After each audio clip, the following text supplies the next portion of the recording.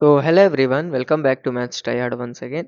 और आज के सेशन में हम लोग डिटर्मिनेंट का वही वन शॉट कवर करने की कोशिश करेंगे, पार्ट 2 जो कि है। और चलो ट्राई करते हैं इसको एक अच्छा सा सीरीज में कन्वर्ट करने का, और भी सारे जो चैप्टर्स हैं अपन उसको कंटिन्यू करेंगे। बट चलो आज पहले डिटर्मिनेंट फिनिश करते हैं यार। तो मैंने डिटर्मिनेंट में जहाँ तक बात करी थी ना, आज हम लोग शुरू करेंगे मल्टीप्लीकेशन से।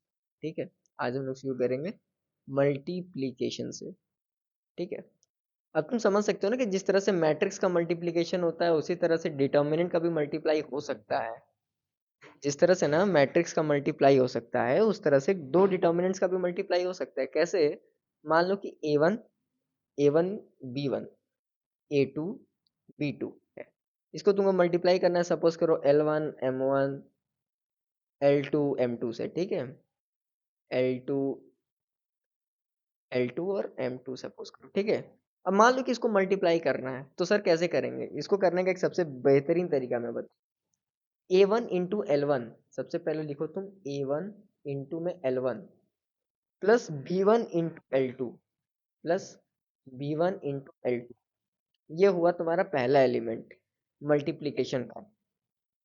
फिर उसी तरह से होगा A1 M1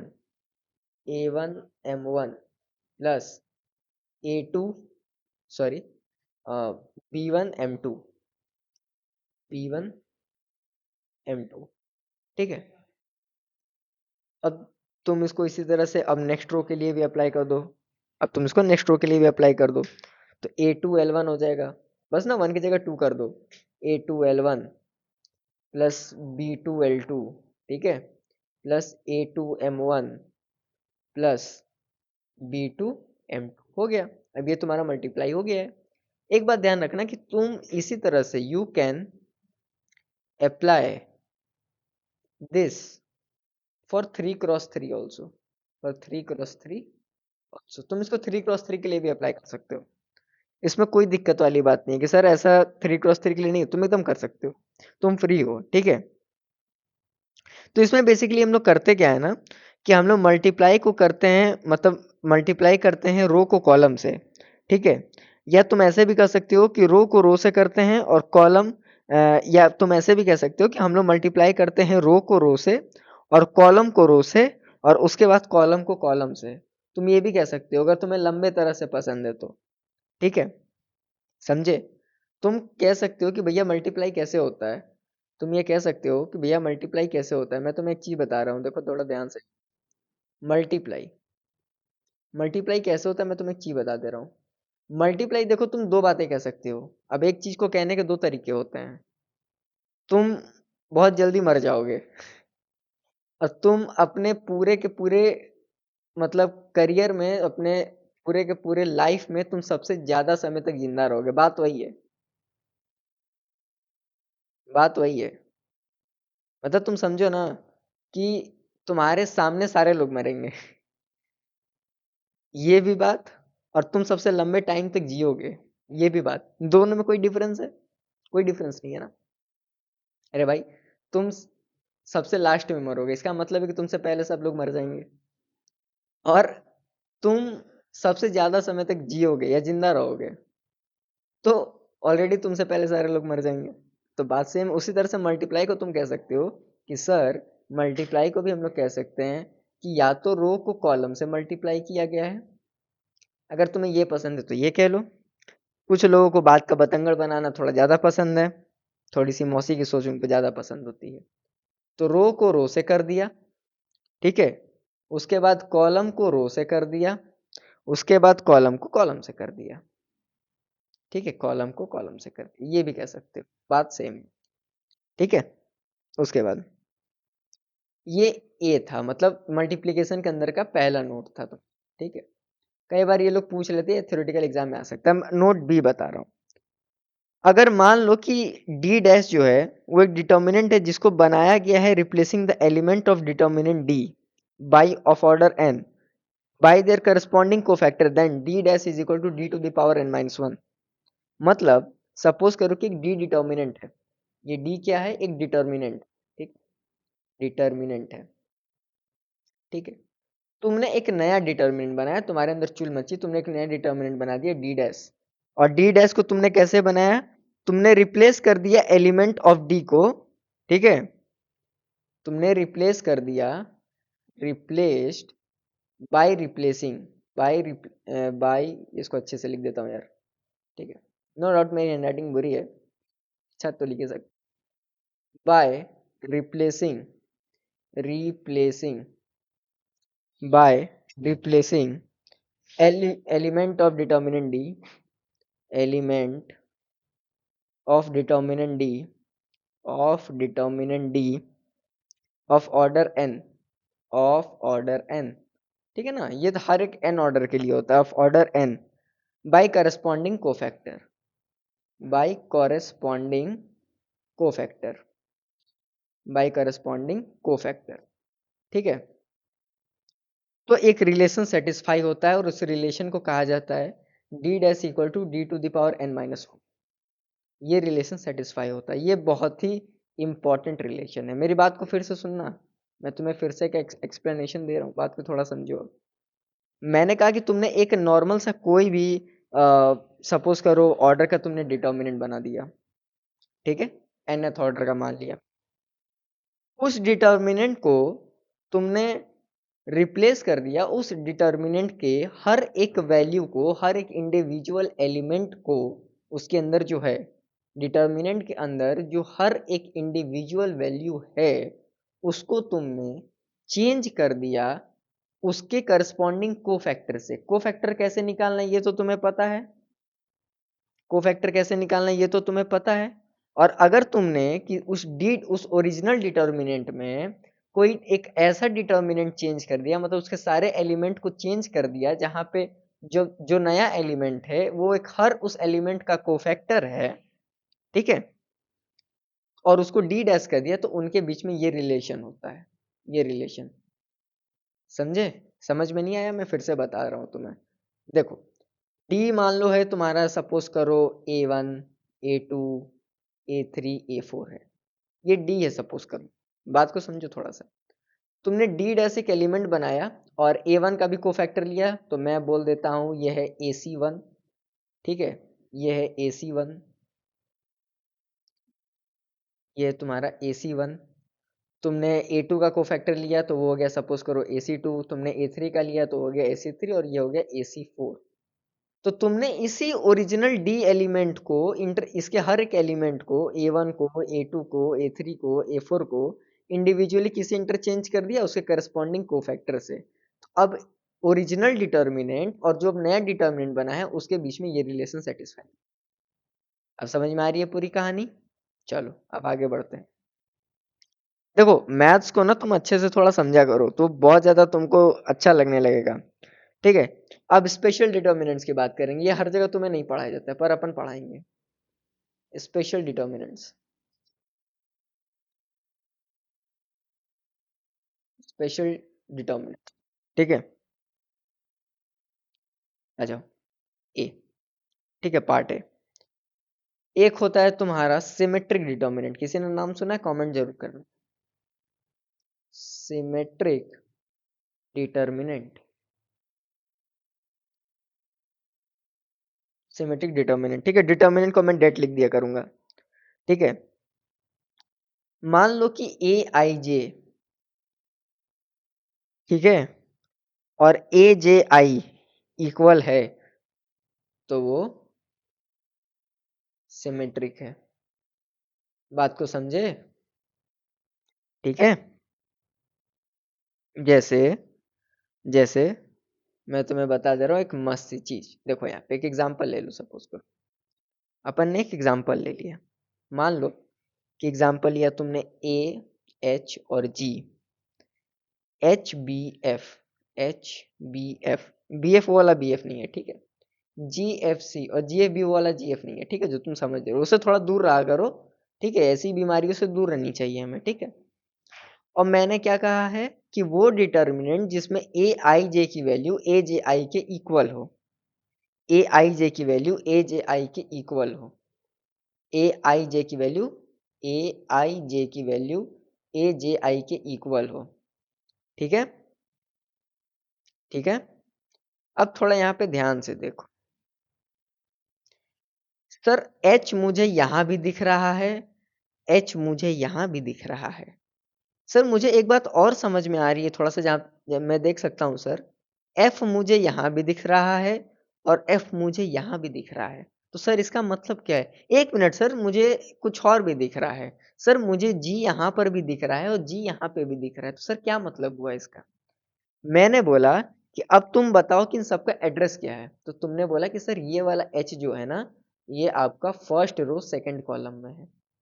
ये वाला एच जो है ना सर, वो सेकंड रो फर्स्ट कॉलम में है। मैंने बोला क्या इसके लिए कंडीशन सेटिस्फाई है?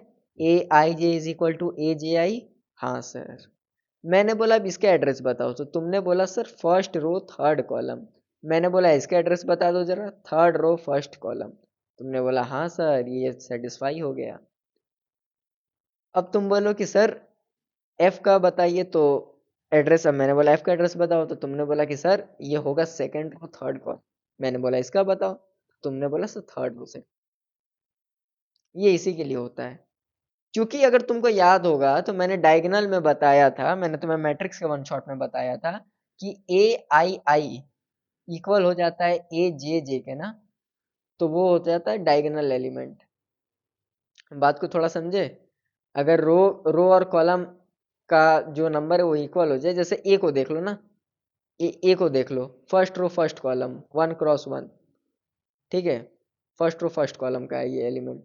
बी को देख लो, सेकंड रो सेकंड कॉलम, सी को देख लो, तो ये उनके लिए नहीं है। लेकिन डायगोनल एलिमेंट के अलावा अगर ये कंडीशन हर एलिमेंट सेटिस्फाई कर जाए तो समझ जाने कि वो एक सिमेट्रिक डिटरमिनेंट है। बात को समझे? बात को समझे? जी सर समझ गया। आ जाओ थोड़ा सा। देखो कुछ स्पेशल चीजें पढ़ाने में ना मजा आता है। बी, अब सिमेट्रिक डिटरमिनेंट पढ़ लिया तो स्क्यू सिमेट्रिक डिटरमिनेंट भी पढ़ लो, स्क्यू सिमेट्रिक डिटरमिनेंट्स भी पढ़ लो। मेरी तरफ से गिफ्ट है तुम लोगों को कि A I J will be equal to minus of A J I. ये हो जाता है स्क्यू सिमेट्रिक। बात सेम है। हम लोग डायगोनल को हमें से कोई मतलब नहीं है, ठीक है। लेकिन इसमें एक चीज ध्यान रखना कि प्रिंसिपल डायगोनल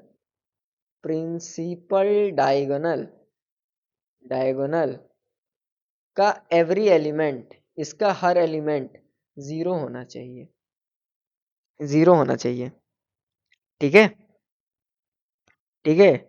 और value of skew symmetric determinant of odd order is zero, of even order is perfect square. ठीक है, अगर तुम इस चीज को थोड़ा नोट कर लो, नोट कर लो, क्या नोट कर लो कि अगर तुम डिटर्मिनेंट वैल्यू निकालोगे किसकी, स्क्यू सिमेट्रिक की, स्क्यू सिमेट्रिक डिटर्मिनेंट की, स्क्यू सिमेट्रिक डिटर्मिनेंट की, तो वो दो चीजें आएंगी, या तो वो जीरो आ जाएगा, नहीं तो वो परफेक्ट स्क्वायर आ जाएगा। जीरो कब होगा? जीरो कब होगा? जब ऑड ऑर्डर का होगा। परफेक्ट स्क्वायर कब होगा? जब इवन ऑर्डर का होगा। पता चला? तो मैथ्स टाई हार्ड से जुड़े रहोगे ना तो तुम यही सब चीजें सीखोगे, ठीक है। इसका एक एग्जाम्पल भी दे दूं? लाड लो बोलो, इसका एक एग्जाम्पल भी दे दूं तुम्हें? एग्जाम्पल लिख लो इसका, अच्छा रहेगा, थोड़ा सा एग्जाम्पल अच्छा रहता है। जीरो बी और माइनस सी लिख लो, और इसमें तुम लिख लो माइनस बी जीरो और ए लिख लो, ठीक है। इसमें सी माइनस ए और जीरो लिख लो। देख लो तुम, A I J is equal to minus of A J I से तुम मैच कर लेना इसको, ये स्क्यू सिमेट्रिक हो जाएगा, ठीक है। तो ये सारी चीजें हैं। अब मैं तुम्हें एक और बढ़िया सी चीज बता दे रहा हूँ। अब एक और बढ़िया सी चीज सुन, ठीक है। अब ये थोड़ा सा कुछ घातक बातें होंगी यहाँ पे। पहला, नोट करने की पहली बात कि अगर कोई डिटर्मिनेंट है 1 1 1 और है ए बी और सी, और है बी सी ए सी, बी सी ए सी और सी ए, सॉरी ए बी मान लो, ए बी, तो वो किसके इक्वल होता है? 1 1 1 ए बी सी, और ये इसके इक्वल हो जाएगा ए स्क्वायर बी स्क्वायर और सी स्क्वायर, ठीक है, ठीक है। और ये दोनों किसके इक्वल हो जाएंगे? ए माइनस बी बी माइनस सी और सी माइनस ए, मतलब इन दोनों डिटर्मिनेंट्स की वैल्यू सेम होती है वो, और वो किसके इक्वल होती है, वो इसके इक्वल होती है। ये जानना तुम्हारे लिए बहुत जरूरी है, ठीक है। ये डायरेक्टली एग्जाम में आ जाता है, मैं कई बार बोल रहा हूँ, वो डायरेक्टली आता है, वो तो तुम्हें जुबान पे होना चाहिए। वो और ये वाली बात, ए बी सी है और बी सी ए है और सी ए बी है, ठीक है। तो minus of A cube plus B cube plus C cube minus 3 ABC, ठीक है, खत्म। ये इसके इक्वल होता है। अरे करके देख लो, वही आएगा, पर करना ही क्यों है, दिमाग खराब हो जाएगा इसमें। अब हम लोग लास्ट चीज पढ़ेंगे, सिस्टम ऑफ इक्वेशन। इसमें तुम्हारा बहुत टाइम जाएगा, ये बहुत लंबा चीज है। ये लिटरली इतना लंबा है कि तुम खुद सजाओगे सर इतना लंबा कैसे हो सकता है ये। सिस्टम ऑफ इक्वेशन, ठीक है, सिस्टम ऑफ इक्वेशन। अब मैं तुम्हें यहाँ पे दो तीन चीजें बताऊंगा, कुछ चीजें नहीं भी बताऊंगा क्योंकि वो आउट ऑफ सिलेबस हो गई हैं अब, for mains and advance both, ठीक है। मान लो A X one plus B Y one plus C one equal to 0 है, और A X two plus B Y two plus C two equal to 0 है। तो यहाँ से पहले दो बातें आएंगी, या तो ये कंसिस्टेंट रहेगा, कंसिस्टेंट रहेगा, या तो ये इनकंसिस्टेंट रहेगा, ठीक है, या तो ये इनकंसिस्टेंट, ठीक है। उसके बाद सर कंसिस्टेंट क्या होता है, कंसिस्टेंट क्या होता है, और सर इनकंसिस्टेंट क्या होता है। हमें तो पहले यही बता दीजिए, हमें तो यही नहीं पता है। मैंने बोला लाड लो, थोड़ा सा इंतजार कर लो। मैंने क्या बोला, लाड लो, थोड़ा सा इंतजार कर लो। कंसिस्टेंट वो होता है जिसका इक्वेशन, जिस इक्वेशन का सिस्टम ऑफ इक्वेशन, या तुम लिख सकते हो system of equation has solution,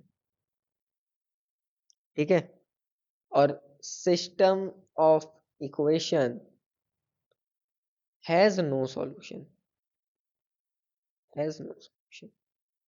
बात समझ रहे हो, ये तुम्हारा दो सिस्टम ऑफ इक्वेशन है, ठीक है। अब ये मत बोलना कि सर 0 की जगह 1 2 3 आ जाएगा तो क्या करेंगे, हाँ वो सब तुम लोग संभाल सकते हो, ठीक है। सिस्टम ऑफ इक्वेशन, अगर तुमको किसी सिस्टम ऑफ इक्वेशन का सॉल्यूशन मिलेगा तो वो कंसिस्टेंट रहेगा, अभी तक के लिए तो यही जानो। और सिस्टम ऑफ इक्वेशन अगर नो सॉल्यूशन रहेगा तो वो इनकंसिस्टेंट, कंसिस्टेंट, ठीक है। अब दो चीजें हैं, अब दो चीजें हैं, क्या सर, कि जब कंसिस्टेंट रहेगा, जब वो कंसिस्टेंट रहेगा, जब वो कंसिस्टेंट रहेगा, तो वहां पे दो चीजें आएंगी, दो बातें होंगी, या तो यूनिक सॉल्यूशन होगा, या तो यूनिक सॉल्यूशन होगा, नहीं तो इनफाइनाइट सॉल्यूशन होगा। यही दो कंडीशन हो सकता है, या तो उसका इंडिविजुअल सॉल्यूशन होगा और नहीं तो इनफाइनाइट सॉल्यूशन होगा। सर पता कैसे चलेगा, सर हमें पता कैसे चलेगा, पता ऐसे चलेगा कि यूनिक सॉल्यूशन के लिए, यूनिक सॉल्यूशन के लिए तुमको A one by A two should not be equal to B1/B2 करना होगा, अगर यूनिक सॉल्यूशन मान लो। बट मान लो यार कि ऐसा भी तो हो सकता है कि सर इनफाइनाइट हो गया तो क्या करेंगे, कभी कभी चुल मस्ती है ना, सर इनफाइनाइट होगा तो क्या करेंगे, देख लो क्या करेंगे। मैंने मान लिया कि अब इनफाइनाइट वाला केस तुम जानना चाहते हो, इनफाइनाइट वाला। इनफाइनाइट में सर क्या होगा, इनफाइनाइट को पकड़ने का सिर्फ एक तरीका है कि A1/A2 will be equal to B1/B2 will be equal to C1/C, ठीक है। ये बात होगी, अभी तक तो तुम यही जानो, ठीक है। अब दो चीजें हैं सर, सर अब इनकंसिस्टेंट की बात भी थोड़ा बता दीजिए। कंसिस्टेंट की तो बात बहुत होगी, इनकंसिस्टेंट में क्या होता है, इनकंसिस्टेंट में बस इसका जस्ट उल्टा केस होता है, जस्ट इसका उल्टा केस होता है कि A1/B1 is sorry my bad, A1/A2 will be equal to B1/B2 will be not equal to C1। ये याद रखना, इसको याद रखना, ठीक है। अब थोड़ा सा और मैथ के डीप में जाते हैं। यूनिक सॉल्यूशन बताता है इक्वेशन ऑफ या इक्वेशन ऑफ नहीं, तुम इक्वेशन लिख दो। इक्वेशन रिप्रेजेंट, इस टाइप का इक्वेशन ना रिप्रेजेंट करता है तुमको intersecting line, intersecting line, intersecting line. अब तुमको इनफाइनाइट क्या करता है, कोइंसिडेंट लाइन शेयर करता है। क्या बताता है, इनफाइनाइट जो सिस्टम इक्वेशन होगा ना वो कोइंसिडेंट लाइन के बारे में बता। सब तुम लोग जानोगे जब बीटेक वगैरह करोगे, पर थोड़ा बहुत अभी स्वाद ले लो, क्या पता एडवांस में काम आ जाए। और इनकंसिस्टेंट शो करता है parallel disjoint, parallel disjoint, disjoint line. ठीक है, बस इतना जान जाओ अभी, इतना भी तुम जान जाओ। ठीक है, इतना भी तुम जान जाओ। अब जिसमें 3 वेरिएबल हो गया तो कोई दिक्कत ही नहीं है, अब ये सब तो तुम संभाल लोगे। 3 वेरिएबल तो तुम लोग में पूछता ही नहीं है। ठीक है, 3 वेरिएबल तो तुम लोग में पूछता ही नहीं है। ठीक है, तो इसको यहीं समाप्त करते हैं, क्योंकि 3 वाला मुझे नहीं लगता है कि पूछता है। ठीक है, और अगर 3 वाला पूछता है तो भाई सेम ही चीज है, मतलब क्या ही कहोगे। ठीक है, बात समझो थोड़ा सा। तो आज की सेवा यहीं समाप्त होती है सर। इतनी सारी चीजें मैंने आपको पढ़ाई हैं। आई होप कि तुमको वीडियो पसंद आएगा। वीडियो पसंद आता है तो लाइक करना, शेयर करना, सब्सक्राइब करना। मेरा टेलीग्राम चैनल है मैथ्स टाइयार्ड के नाम से, लिंक उसका मेरे चैनल के बायो में है, वहाँ चले जाना। ठीक है, तब तक के लिए keep learning and keep exploring. Telegram और इंस्टाग्राम पे फॉलो जरूर करना। तब तक के लिए keep learning and keep exploring. Bye bye.